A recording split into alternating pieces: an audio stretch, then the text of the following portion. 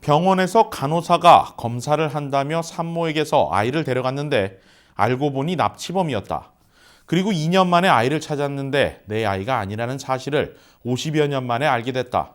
미국에서 실제로 일어난 일입니다. 사건 사고 종합 박시몬 기자입니다. 1964년 시카고에 있는 마이클리스 병원에서 태어난 폴 프론착은 태어난 지 이틀 만에 간호사로 위장한 납치범에게 납치를 당했습니다. 당시 산모였던 도라 프론착은 신생아 검사를 위해 데려간다는 간호사에게 아이를 맡겼고 결국 간호사로 위장한 납치범은 아이를 데리고 사라졌습니다.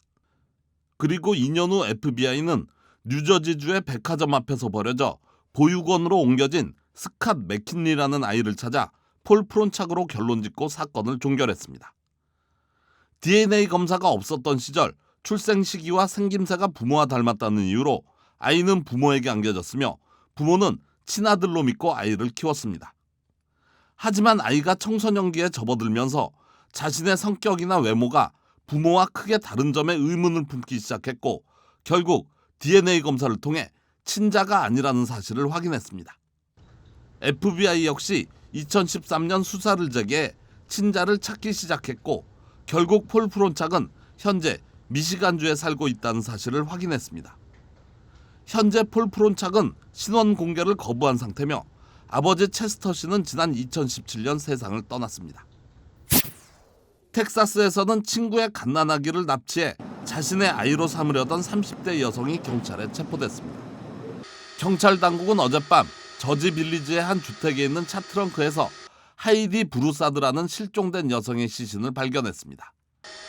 시신이 발견된 주택은 브루사드의 친구인 메건 피러무스카가 사는 곳으로 경찰은 납치와 시신 훼손 등의 혐의로 피러부스카를 기소했습니다. 체포된 피러부스카는 그동안 임신한 척 해왔으며 친구인 브루사드가 출산하자 아이를 가로채기로 계획하고 있었던 것으로 드러났습니다. 아직까지 브루사드의 사망 원인은 밝혀지지 않고 있으며 다행히 아기는 건강한 채로 발견됐습니다.